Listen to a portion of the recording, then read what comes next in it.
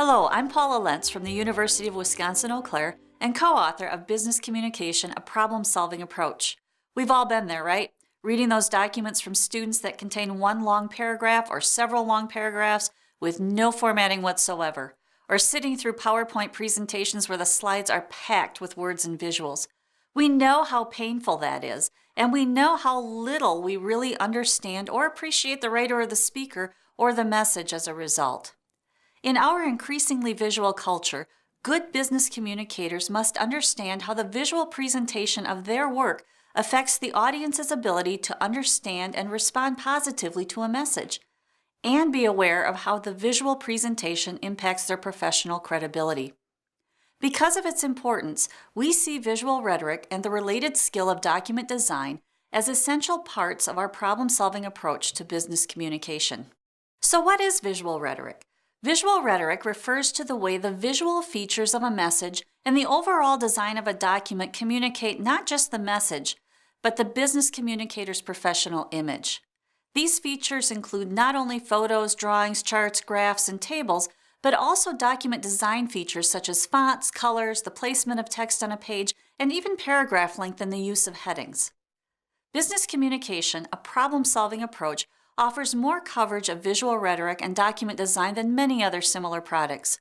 We do so not because we think our students need to be graphic designers, but because we know that in our increasingly visual culture, the appearance of a message impacts clarity, readability, and, as I mentioned, professional image.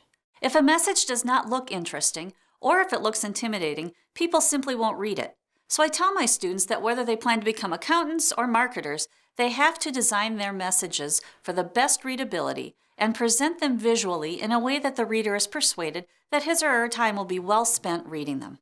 In Chapter 3, Principles of Document Design, you and your students can explore the 4 fundamental principles of design. 1. Contrast, which refers to ensuring that elements are easily distinguished, for example, using a white background and dark text on a PowerPoint slide. 2.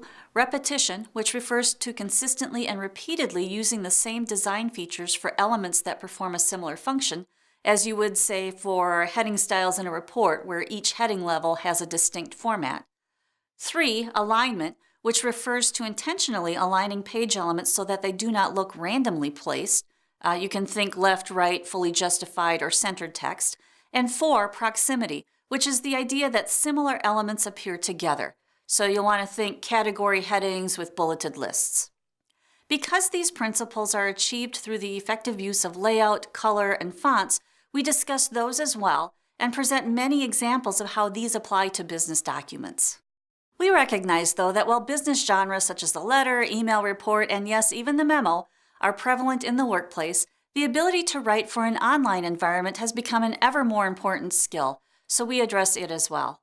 Using research and advice from experts in the field of online communication, we offer information on how people read text online and how that influences both writing and design. Of course, we also offer a Communicating with Visuals chapter in which we present best practices for creating and using visuals in business communication, charts, graphs, tables, and various other visuals that students can expect to use. So you can see that with one chapter devoted to document design and another chapter to communicating with visuals, we provide a variety of options for students to develop strategies they can use for planning and creating the visual elements of their documents and presentations. Principles of visual rhetoric are also discussed within chapters as they relate to topics such as using visual appeal in sales messages. Of course, at this point you may be thinking, my course is packed. When would I have time to teach all of this material? We know you're busy, but we know how important visual rhetoric will be to your students' success. This is why we are offering various ways you can teach visual rhetoric in your course. Please watch our video, Practical Applications for Visual Rhetoric in the Business Communication Classroom. To learn more, visit our website via the link shown on your screen.